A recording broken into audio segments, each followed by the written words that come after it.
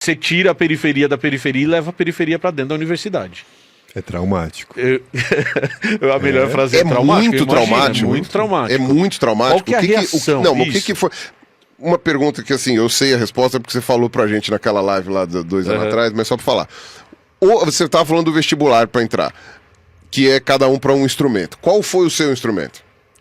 Na verdade, não foi instrumento, foi composição, porque a gente tem o bacharelado em instrumentos, e aí tem vários, e composição e regência, que pra acabar de fuder, são 5 anos. Ah, um curso mais longo, inclusive. É o mais longo. Antes eram 6 até, mas... Tá, aí você mas composição e Mas regência. os instrumentos que você tinha familiaridade eram quais? No conservatório eu estudei violão clássico e depois piano. E aí na prova... Era isso que eu lembrava que você tinha falado. E normalmente o compositor tem que tocar piano para entender as paradas, reduzir, né? Na formação clássica. E aí você a entra... nota pura, entre aspas, né? Quando você aperta, clink, clink, clink. E aí você entra pra ser compositor ou regente, e daí de repente você tem você causa esse trauma. E como isso foi recebido dentro de um ambiente elitista, como você está falando, que é o ambiente acadêmico público que a gente tem em São Paulo ou no Brasil. Seus professores recebem isso bem, recebem isso mal? Como que você integra? Ou você simplesmente, que isso é uma alternativa também, cara, você aprendeu a jogar o jogo, nas disciplinas você está jogando o jogo ali e você está fazendo uma outra coisa diferente fora. Como que funciona essa transição prática? Não, assim, teve uma mudança muito grande, assim, uma mudança muito grande em mim, sei lá, acho que eu até incorporei outra entidade, porque eu entrei bem adequado e os professores mais conservadores gostavam de mim e me davam... Quando eu fui mudando, aí virou o jogo, aí professor que não gostava de mim começou a ter uma certa simpatia. Os outros... E recebia ofensa no WhatsApp, sabe, do nada, mano, pra você ver como... Ué? Do nada, seu WhatsApp, sem que haja nenhuma conversa anterior, seu professor descobre que você tá envolvido ali com funk, com música popular e manda uma mensagem te chamando de idiota. Você tá de sacanagem. Porque o que acontece? O mundo das artes, a faculdade de arte, ela acaba sendo um espaço de artistas frustrados. E o que esses artistas frustrados que dão aula em universidade fazem? Usam a universidade para criar uma relevância para suas obras que não existe no mundo real. Tá. Ou seja, eles têm prêmios, são reconhecidos no mundo bolha e se acham foda, só que no mundo real ninguém conhece. Então eles usam a universidade para propagar essa relevância social das obras desses artistas frustrados que dão aula em universidade. Não são todos. Em todas as áreas das artes, né? Sim. Isso daí, visual, áudio, tudo, né? E aí quando você é aluno novinho, que você aceita tudo... Agora, quando você começa a questionar isso, aí os caras ficam putos. Inclusive, a Universidade de Música, por ser pequena, tem uma vocação muito grande para seita. Eu assisti um podcast lá do Chico Felitti, que ele fez aquele... Ele analisou o caso de um cara, artista plástico, que não tinha nem graduação, mas acabou se tornando um mestre, um guru, Rubens Espírito Santo. E começou a dar aula pra playboy, pra gente com muita grana, e ficou rico também. E no fundo o cara usava o espaço dele, o ateliê, pra cometer abuso moral e sexual. Caceta, cara. É um João de Deus da vida. A universidade tem esse potencial pra seita também, é isso. E aí tem essa posição, e isso é muito louco. Cara, de novo, nunca tinha pensado, você tá falando... Isso acontece na biologia, do tipo... Eu falo pro Pirula, cara, tem um professor lá na Unesp que todo mundo conhece. E o Pirula é biólogo. Chama professor X. Aí o Pirula, que estudou na USP, nunca ouviu falar nesse mano. E ele é um deus na Unesp. Ele entra e parece que a água se abre na frente dele, cara. E é tipo, não é nem pra centenas de pessoas, é pra dezenas de pessoas. Não, e é justamente isso que acontece, né, falta velho? de autocrítica tá como, né? Não, é bizarro. E o cara se comporta, em alguns casos, como Deus mesmo, né? E a grande questão é o seguinte: muita gente critica o meu trabalho falando assim, você tá usando dinheiro público pra falar de funk, esse dinheiro tá sendo enfiado no cu. Mas, porra, as pessoas, pelo os professores... É no seu, né? Poderia. Os professores usam a verba, a posição social de status, o salário que eles ganham pra criar uma relevância social pra si próprio, mano. Que porra é essa? É foda. Universidade é um bagulho mafioso, corrupto. Como é que fala? Uma masturbação coletiva. Não é nem coletiva. Uma pessoa dando prêmio pra outra ali, fica tem só bastante naquela... disso.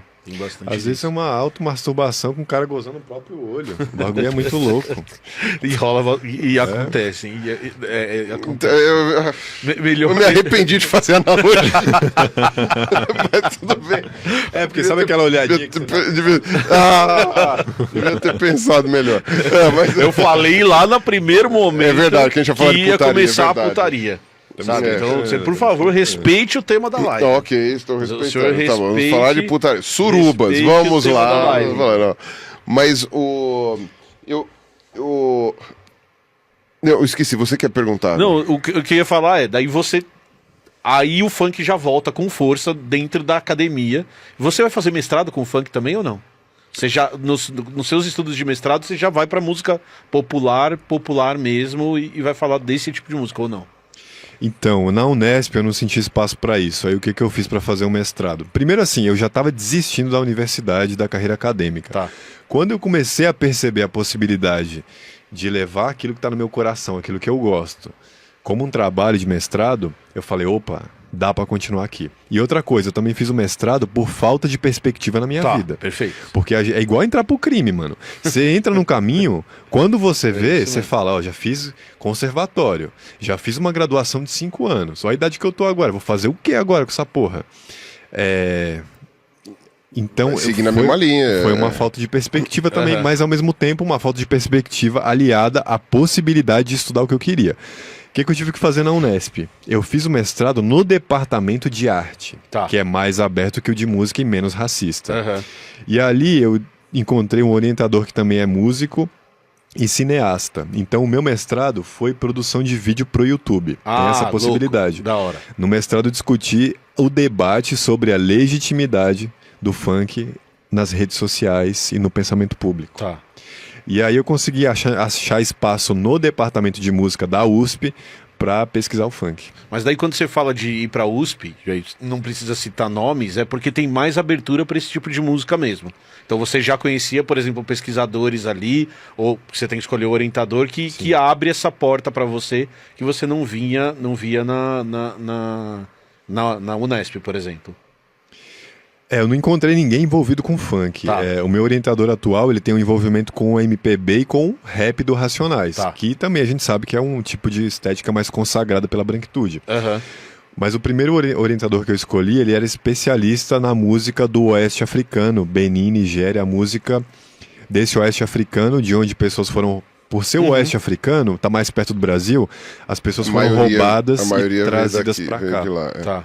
E aí o que acontece é que tem uma influência brasileira na África, porque tem os retornados, que são os escravizados, que muitas vezes eram retornados à África como punição.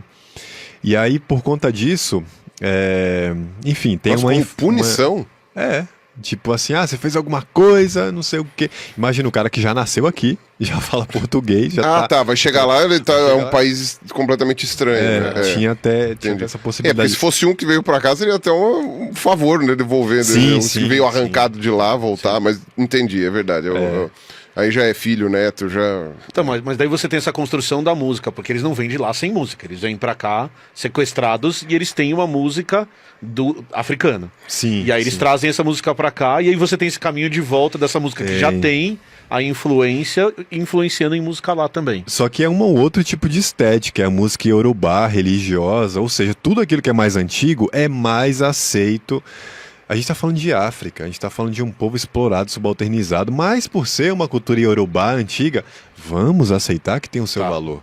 A grande dificuldade é aceitar o valor das coisas que tem no mundo hoje, né? É aceitar a legitimidade de uma música que fala, eu vou catucar o seu boga. É difícil mas o Kuduro lá do Príncipe Ouro Negro é genial, cara. Lá, de Angola lá, aquilo lá é genial. Eu achei muito, muito legal. Eu ouvi todas as músicas dele. Tá, mas então, vamos lá. Você tá falando de legitimização de um tipo de música. Sim. E aí, desde o primeiro momento de live, e aí não discordando, mas levantando, a gente tá relacionando sempre isso a racismo. Sempre isso... Essas coisas realmente são indissociáveis. O que eu quero dizer com isso é... O que explica essa diminuição de um tipo de música passa sempre pelo racismo ou uma questão de gosto ou essas coisas. Não. Vão achar que eu sei a sua resposta e você sabe que eu tenho uma visão. Oi. Vão achar que eu tô fugindo do tema, mas é só porque eu tô segurando a vontade ao banheiro já faz um tempão, eu já volto. Tá fugindo. Cronômetro, eu acho que é super importante a gente trazer e costurar essas coisas. É esse ponto que eu quero chegar agora. É indissociável na sua visão, é uma visão racista de uma sociedade, inclusive que finge muitas vezes que não é racista. Eu tava tendo essa discussão essa semana na internet falando, não, racista é o americano que até a década de 60 tinha uma divisão da sociedade, essa sociedade se mantém até hoje. Então, é indissociável.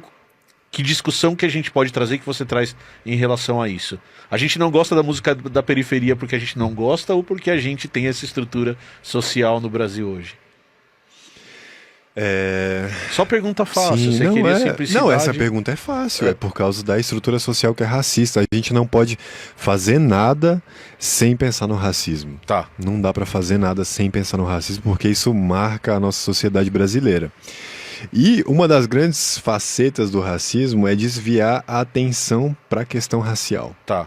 O funk entra muito bem nisso, porque quando eu falo que o desgosto ao funk, o preconceito com funk, porque o preconceito é uma palavra muito péssima também, que a gente usa bastante, porque ela tem vários sentidos. Um dos sentidos de preconceito não é a preconcepção de uma ideia, é a aversão, é você não querer. Tá.